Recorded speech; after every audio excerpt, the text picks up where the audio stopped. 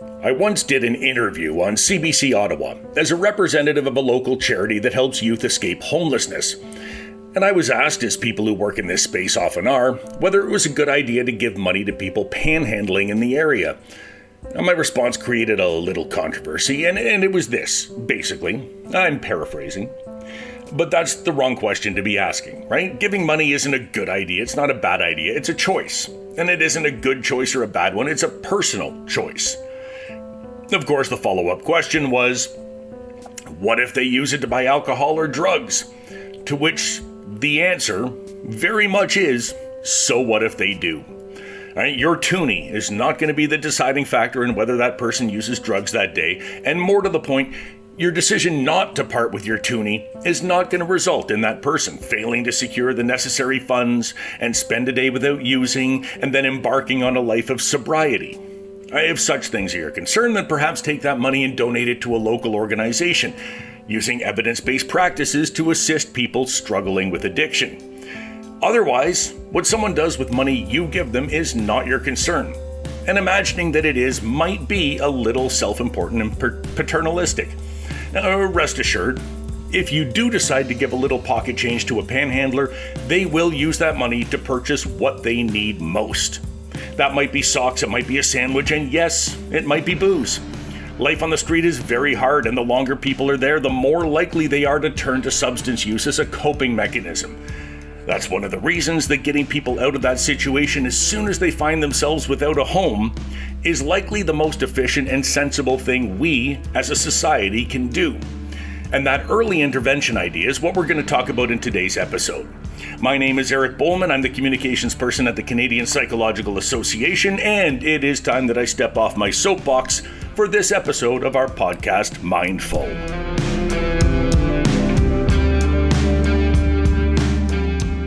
There's been a lot of speculation over the years among economists, psychologists, sociologists, and others about a guaranteed basic income. If we gave every person in Canada a certain amount of money every year, could we solve some of the issues that plague our society? Would it reduce poverty, homelessness, mental health issues? Would the benefits of such a program outweigh the costs? And by that I mean, would it actually be cheaper for us to do this than it would to deal with the problems caused by poverty on the back end? There have been a few studies started in this vein. Manitoba started one in the 70s, Ontario just a few years ago. Both those studies ended up incomplete as a new government was elected in those provinces, and they shut the study down before significant data could be obtained and studied. Now, my guests today have just completed a big study that may represent one small step in this direction. I'm Jiaying Zhao, but you can call me Jay-Z. That's my preferred name.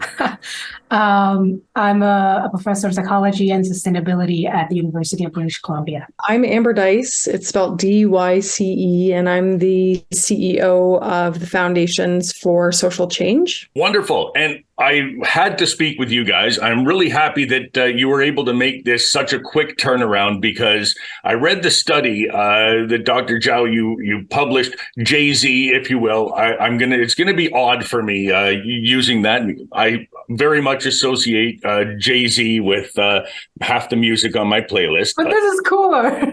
It is cooler. I like that very much. But you have come out with this study, and the title of it is Unconditional Cash Transfers, Reduce Homelessness. And you've shown that people who receive cash tend to end up less homeless than those who don't, which I think a lot of us intuitively knew already or has seen in other studies, but this really is a major one in that capacity. So I'm hoping you can just tell me a little bit about the genesis of this. When reading it, I saw that you were mentioning a lot of the myths that people have around homelessness and the sort of public sentiment that says people who are experiencing homelessness must be bad with money, they must have drug and alcohol problems, all of this sort of thing. Was that the public sentiment that led you to this study so that you could either debunk that or confirm that in some way? I should start by saying that I worked with FSC very closely in the last 7 years to conduct this study. FSC is a key implementation partner on the ground to run the project. So it started with just us having a question. So that was back in 2016, when Claire Williams, who was then the ED of FIC, came to me and asked, can we try cash transfers? I jumped on board immediately because nobody has ever done this before. Right. So we, fundraised and got ethics approval. We did a lot of preparation and finally start collecting data in 2018, where we gave a one-time cash transfer of $7,500 to each of the 50 individuals in homelessness, while having another group of 65 individuals in homelessness as a control group, so that they did not get the cash. And we followed all of these people for 1 year to see the impact of this cash transfer. So what we found was this one-time cash transfer reduced homelessness by 99 days. So it basically moved people out of the street into stable housing faster than the control group that did not have the cash transfer. So this is a pretty significant finding because we did not expect that at the outset. Vancouver is still expensive, was very expensive, and still very expensive at this point. The rent was high, the vacancy rate was low. So we actually didn't think that this $7,500 would actually help them get into housing, but they did. In fact, a lot of cash recipients moved into stable housing within 1 month of getting the cash transfer. Whereas if you're experiencing homelessness in a shelter, you have to wait on average 6 months to get into housing. Right. So it kind of sped up, the progression for people in homelessness. So that's a major finding. We also found, other pretty interesting results on spending. People increased spending on rent, clothing, food, transit. And actually, clothing was marginal, so it wasn't statistically significant, but mostly on rent, food, transit, and durable goods. So these are furniture, cars, for instance.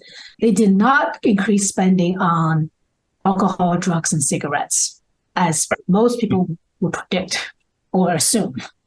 And this finding was enormous because it really challenges our assumption of people in homelessness when they're given cash. I think the automatic assumption is that they're going to spend it on alcohol and drugs. And our studies show that wasn't the case. I would say that even the group that you chose to study sort of debunks a lot of the assumptions people have about homelessness in the first place, in that a lot of them aren't living on the street. They're couch surfing. They're sort of the hidden homeless that we talk about a lot. And also, I saw that the group, 30% of them or so were employed. More than 50% were with a partner or married. They were not single people living alone. They had a family or other people to take care of, which I think also sort of indicates that's not what a lot of people think of when they think of people experiencing homelessness. That's right. So our participants had to pass a screening survey to be in a study, and they actually are not the typical homeless person we have in our mind. So these participants have to be homeless for less than 2 years, Canadian citizen PR at age 19 to 65.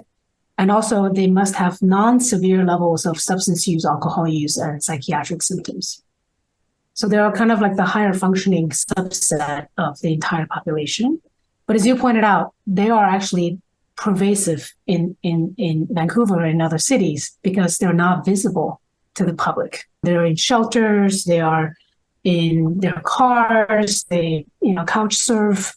We don't see them. So that's why the public don't include them in the homeless group in their mind, which I think is incorrect. Right. And I think this goes some way toward debunking that notion of what we have in our minds of somebody experiencing homelessness. Amber, how did this work with your organization? Sort of the nuts and bolts of it. Were you the people who distributed the money? And then how did you track that? How did that work? I am new to the organization, so I've just been the CEO for the last 3 months. In the pilot program, Foundations for Social Change did collect the fundings. A large majority was government funding. The government provided $500,000 to get the pilot off the ground. But yes, Foundations for Social Change collected the funding. And then we also employed the interviewers who went out and made the connections with the individuals that received the cash transfers and that were in the control group as well. So the foundation staff and Jay-Z and her team worked really closely together to collect the information and distill it down to what we see now in the paper.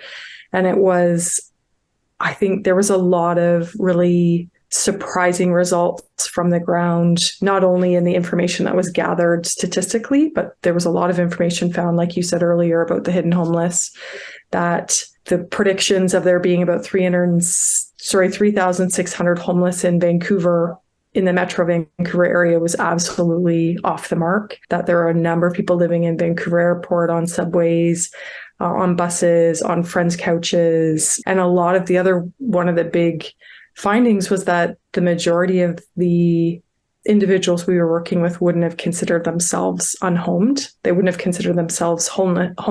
They really don't enjoy that term.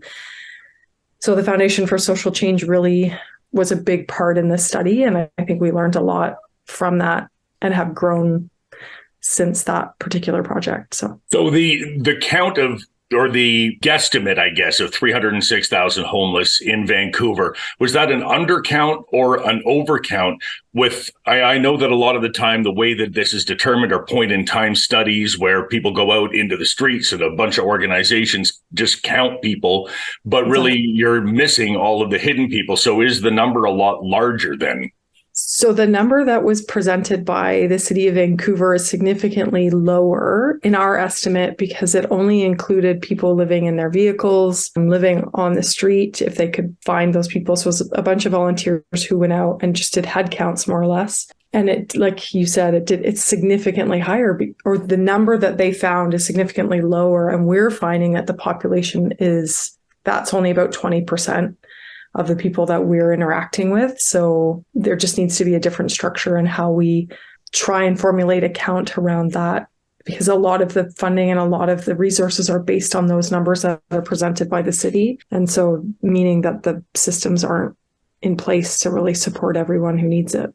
And now, Jay-Z, you, in your study, in writing it up, you talk about the cost savings, basically to the taxpayer, right? You've given people $7,500, but it comes back at $8,277 worth of savings. So overall, we, the taxpayer, have saved $777. It looks like you're talking about strictly in the shelter system there.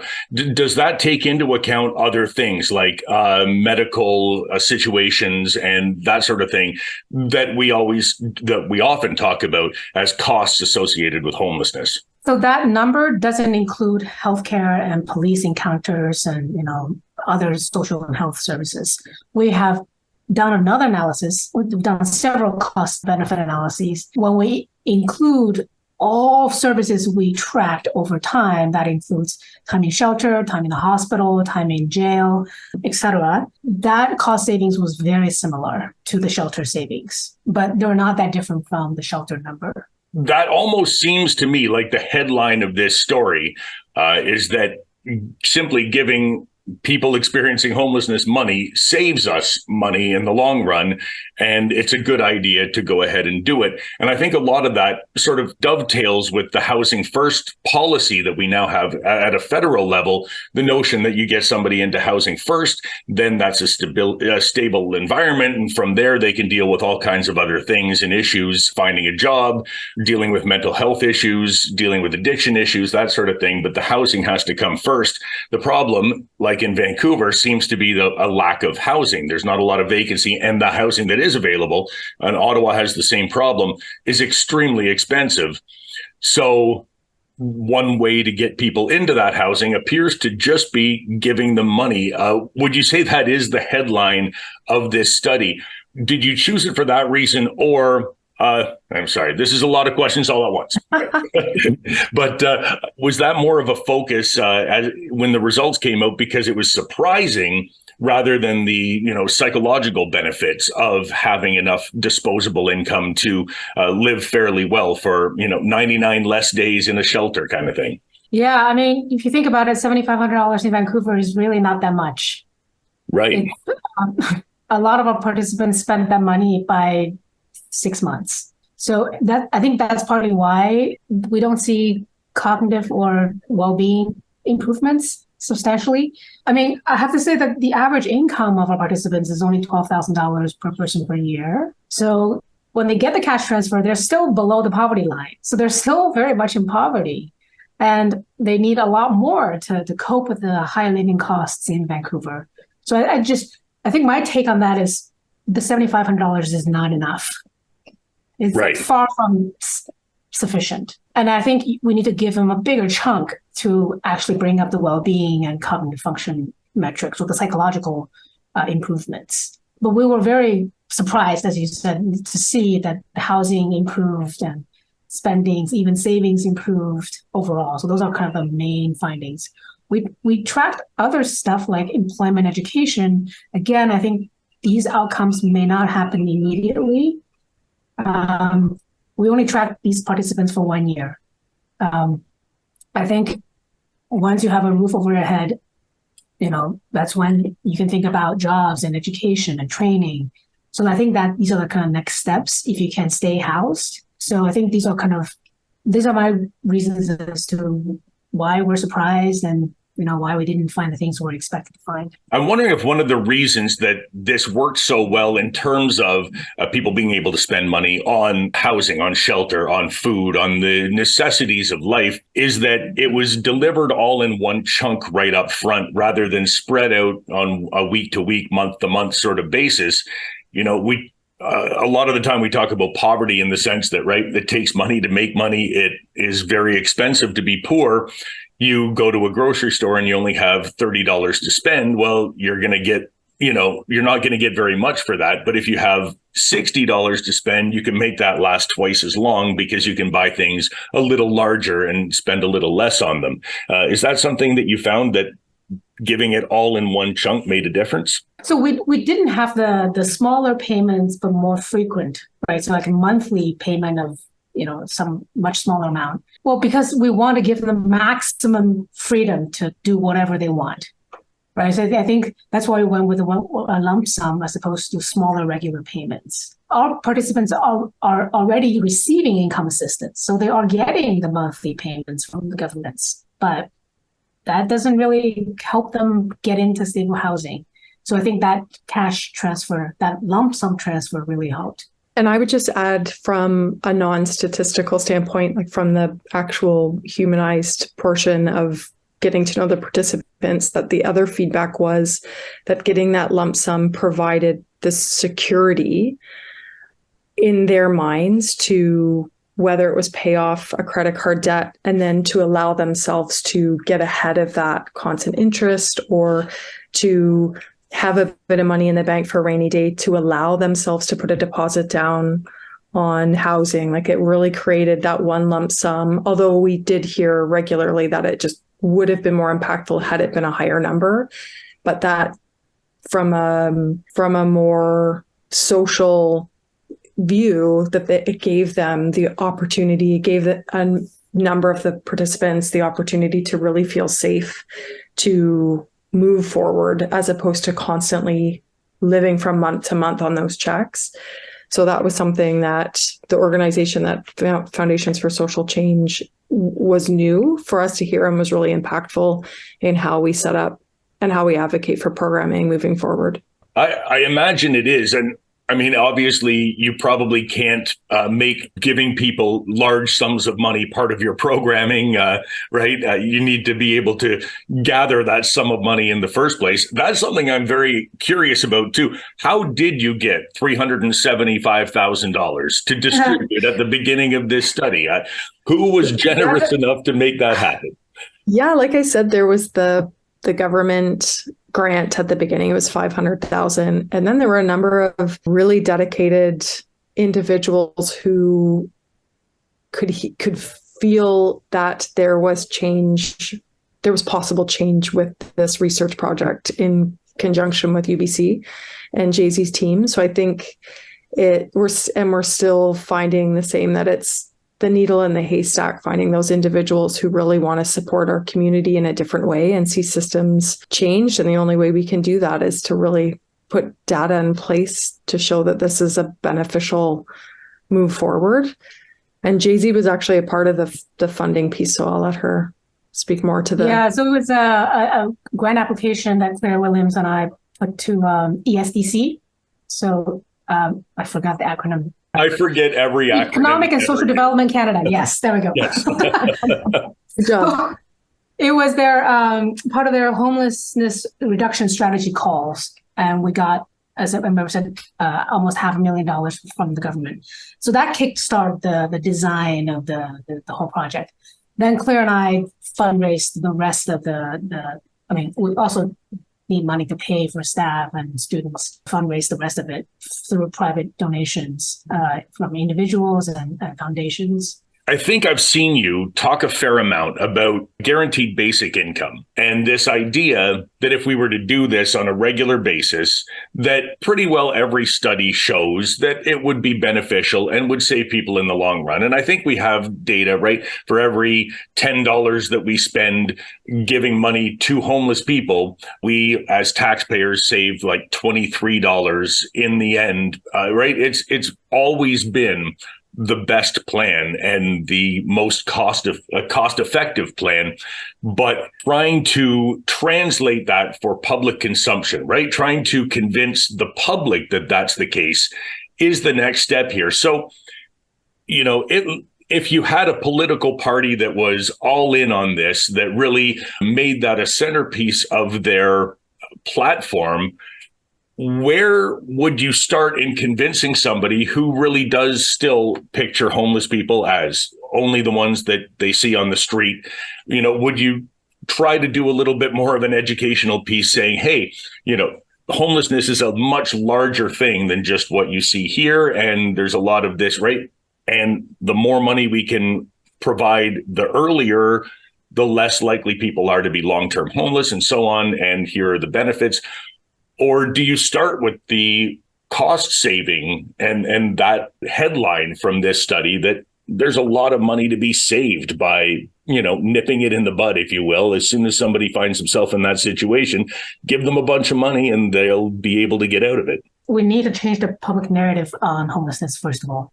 That needs to be addressed. There are different ways to address this. So we tested messaging strategies in our paper as well, like mentioning the cost savings. So that seemed to move people more. By that I mean improve their public support for the policy. Another messaging strategy was just to counteract that stereotype we have in our mind. People with a cash transfer actually spend it on rent, food, transit, durable goods, and there was no increased spending on alcohol, drugs, and cigarettes. So I think that would help changing the public narrative. In terms of, policy change and implementing this as a kind of guaranteed income policy, I think I'm definitely in favor of the change, but we have to think about, so what we haven't shown is what does the cash do to people who screen out in our study? Right. Those people who are homeless for longer, who have severe levels of substance use, alcohol use, and psychiatric symptoms. That we don't know yet because there's no data. Right. So I think we have to be careful around that when we implement something like a guaranteed basic income. And I think we're currently replicating our study. So we'll find out if these results hold now, as opposed to, the study was actually done from 2018 to 2020. So that was a while ago. So we want to see if the findings still hold these days. And in addition, we would like to expand to other populations like the precariously housed, so people who are about to become homeless.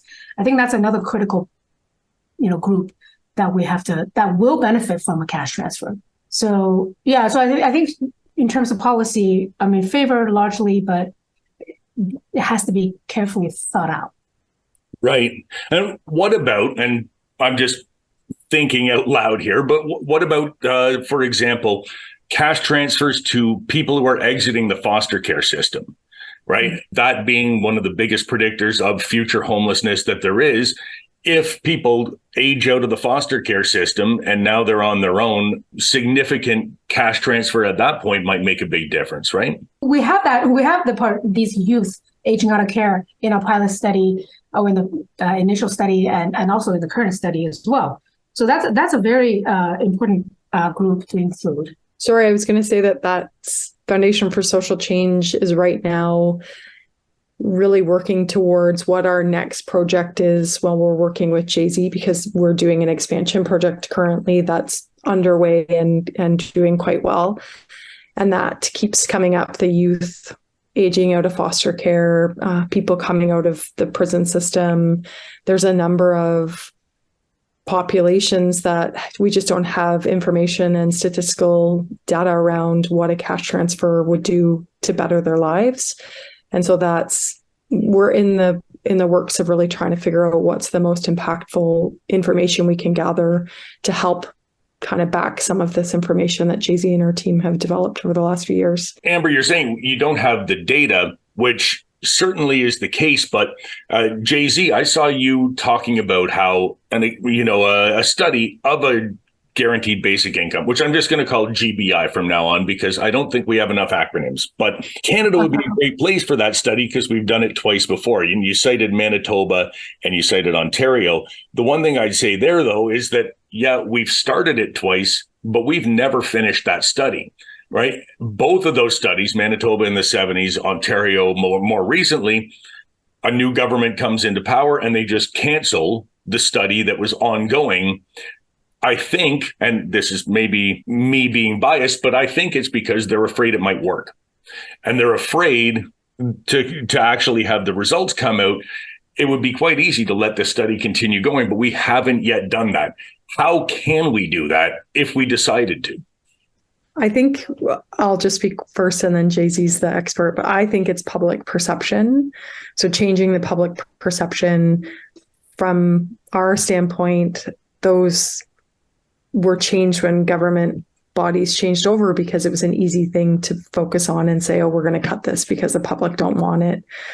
And it's not successful in all those things. So I think, as Jay-Z said before, one of the first things to do from a community standpoint, but also from a government standpoint, is to change public perception around what being unhoused is, and that the population is 80%, 20% of what we see and what we think homelessness is, as opposed to the 80% that we don't, that are employed, that are educated, or that are fighting to get educated. And, I think changing that perception will be key for any government moving forward to be successful with any kind of program like UBI or GBI. And I'm curious why you've chosen this particular group to study, who one might say are the less vulnerable, right? I know that when Housing First implements their program, generally speaking, the people who receive the housing are those who are most at risk, who are most vulnerable. So the people who have serious mental health issues, serious addiction issues, who generally do live on the street, who are the stereotypical homeless people that a lot have in their mind, those are the ones who get the Housing First in the Housing First program, because they're the ones who could benefit the most from it. And so would you say then, would a follow-up study be with that population? What made you choose the sort of newly unhoused population to do this one? One practical reason is the UBC Ethics Board wouldn't let us recruit kind of people who are more entrenched or have severe levels of substance use. They wouldn't even let us run the study with homeless people in the first place. They said, why don't you just look at people who are housed but low income? So we actually took us 6 months to get approval from UBC Ethics Board to run this study. So I think that's kind of, risk mitigation, number one. And two is there's just overwhelming public perception that this is too risky to do. Don't do it. So we chose this higher functioning subset to start and see whether cash will benefit them first. Obviously, I think someone, or I don't know, FSC or some group needs to try the cash also with the people who were screened out from our study. My gut response is that maybe I think that for that population, it's probably better to provide cash plus supports. So cash with mental health services, with detox services, for instance. I think that's probably the best combo. And cash itself, I don't know what the impact would be on these people.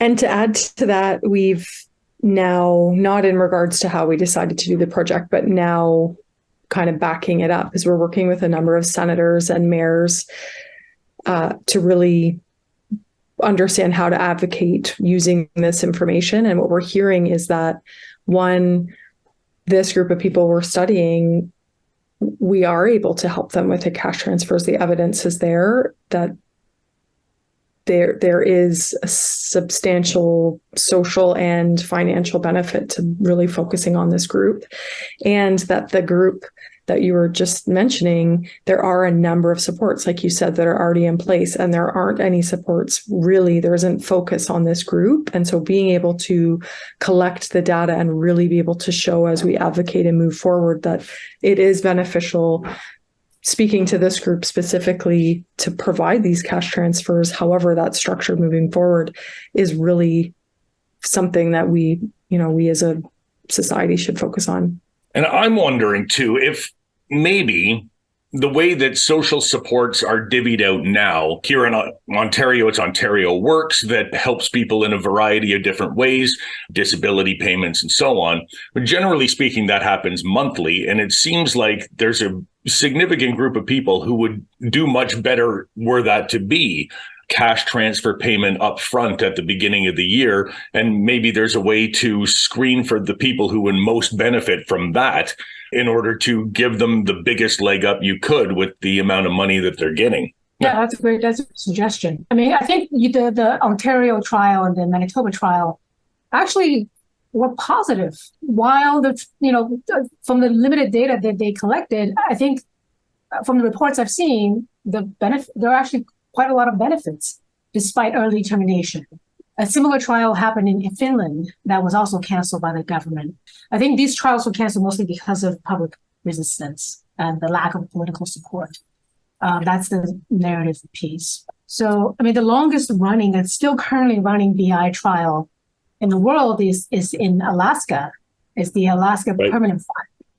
It's still running. It's been running for decades now. And, we're seeing still very positive results in a wide range of domains. Yeah, I saw there was a poll in Alaska where it was essentially, how do you feel about this transfer payment that you receive? And every resident of Alaska receives it every year. And doing away with that was the most unpopular possible policy position that they could have, right? Because obviously people have become accustomed to it. They count on it, and it has improved their lives. And only, yes, over a length of time does that become the case. It's like here in Canada, where there's a lot of polls is, let's cancel universal health care and do away with that. It's extremely unpopular to have that notion. Whereas countries that have yet to adopt universal health care, there's a lot more backlash against it and a lot more distrust of that process. So it almost feels like something that you have to implement in order to then have people embrace, right? Yeah, absolutely. I mean, I think I hope the Canadian government will just suck up and do it. I hope so, too. And you mentioned that the 70s trial, I've tried very hard to get as much data as I can about that trial. I was very interested in about it even before the Ontario one started a few years ago. And it strikes me that there is some data. A lot of it was sort of social improvements that people experienced. They did more artistic things. They got into better jobs. They got, their mental health was improved. Their dental health was improved, that sort of thing. There were a few data points along there, but the bulk of that data is still buried somewhere and inaccessible. So even the last few years of that trial, we really don't know exactly how beneficial it was. There's little dribs and drabs that have come out of it where we've learned a few things, but not nearly enough to make a determination, I think. So I've got just over 2 minutes left here. Going forward, let's start with you, Amber. Going forward, how would you like to see this study and the results implemented, as people get to know a little bit more about what's going on? Yeah, great question. Thank you. I think, like Jay-Z said, we need a bit more information around how a cash transfer or GBI could be beneficial or have negative effects on the populations that we haven't studied.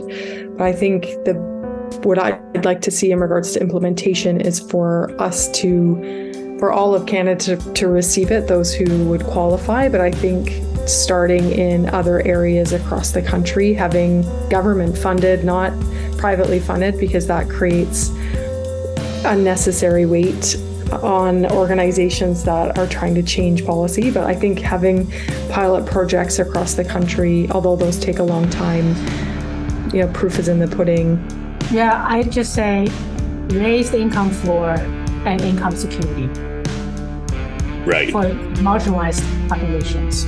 So that's my recommendation. Well, I certainly hope we do that, and I thank you for doing this study, both of you. Thank you for appearing on the program with me today. I appreciate your time. It was great to get to know you both a little bit, and I appreciate the work you're both doing. Thank you, Eric. Thank you so much. A lot to unpack with this study and a lot to consider. To help you consider some of the ramifications of Jay-Z and Amber's work, I've included a few links in the show notes. Thanks to Dr. Zhao and Amber for appearing on Mindful to discuss this study, and to you at home for listening, streaming, downloading, and leaving a review on the platform where you're listening. Mindful is written, hosted, and published by me, Eric Bowman. Our producer is Jamie Montgomery, and our theme music is Avenues by David Taylor.